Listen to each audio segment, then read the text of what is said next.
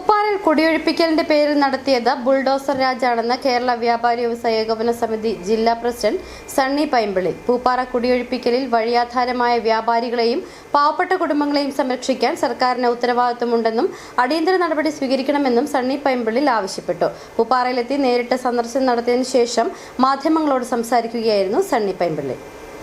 പൂപ്പാറയിൽ കയ്യേറ്റമൊഴിപ്പിക്കലിന്റെ പേരിൽ നടന്നത് മനുഷ്യത്വരഹിതമായ നടപടിയാണ്. പതിറ്റാണ്ടുകളായി ഉപജീവനം കണ്ടെത്തിയിരുന്ന വ്യാപാരികൾ ഒന്നുമില്ലാത്തവരായി മാറി.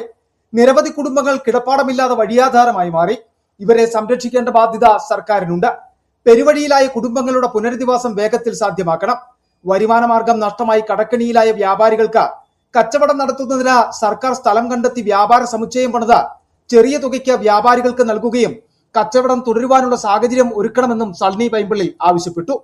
ഞങ്ങൾക്ക് ഈ സന്ദർഭത്തിൽ പറയാനുള്ളത്, കുടി ഒഴിപ്പിക്കപ്പെട്ട മുഴുവൻ കുടുംബങ്ങളെയും നിരുപാധികം അവർക്ക് സ്ഥലവും വീടും വച്ചു കൊടുത്ത് അവരെ പുനരധിവസിപ്പിക്കുകയും വ്യാപാര സ്ഥാപനങ്ങൾ നഷ്ടപ്പെട്ട വ്യാപാരികൾക്ക് ഹാരിസൺ എസ്റ്റേറ്റിൻ്റെ സ്ഥലം ഏറ്റെടുത്തുകൊണ്ടോ അല്ലെങ്കിൽ റവന്യൂ വകുപ്പിൻ്റേതെന്ന് പറഞ്ഞ് ഇപ്പോൾ കൈവശം ഇരിക്കുന്ന 75 സെന്റ് സ്ഥലം പ്രയോജനപ്പെടുത്തിയോ അടിയന്തരമായി നമ്മുടെ ചൂരൽമല മാതൃകയിൽ ഒരു വ്യാപാര സമുച്ചയം ഇവിടെ പടുത്തുയർത്തണം.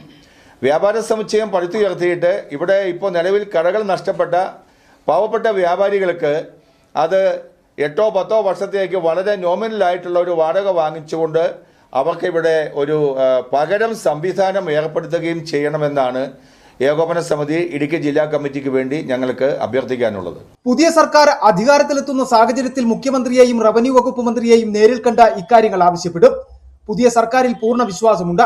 വി ഡി സതീശനടക്കം തെരഞ്ഞെടുപ്പ് സമയത്ത് പൂപ്പാറയിലെ മാത്രമല്ല ജില്ലയിലെ എല്ലാ ഭൂപ്രശ്നങ്ങൾക്കും പരിഹരിക്കുമെന്ന പ്രഖ്യാപനവും നടത്തിയിട്ടുണ്ടെന്നും അതുകൊണ്ട് തന്നെ പൂപ്പാറയിലെ പ്രശ്നങ്ങൾക്ക് പരിഹാരമുണ്ടാകുമെന്ന പ്രതീക്ഷയുണ്ടെന്നും സണ്ണി പൈമ്പിളി പറഞ്ഞു.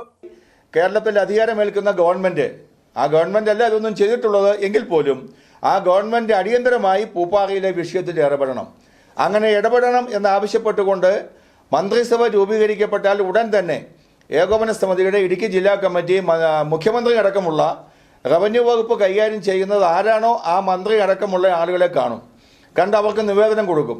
അവരിതിൽ ഇടപെടുമെന്നാണ് ഞങ്ങളുടെ പ്രതീക്ഷ. കാരണം ഇടുക്കി ജില്ലയിൽ തെരഞ്ഞെടുപ്പ് കാലത്ത് വന്ന സമയത്ത് അന്നത്തെ പ്രതിപക്ഷ നേതാവായിരുന്ന വി ഡി സതീശൻ അടക്കമുള്ള ആളുകൾ പറഞ്ഞത് എന്താണ്? ഇടുക്കി ജില്ലയിലെ മുഴുവൻ ഭൂമി വിഷയങ്ങളും നിരുപാധികം പരിഹരിക്കുമെന്നാണ്.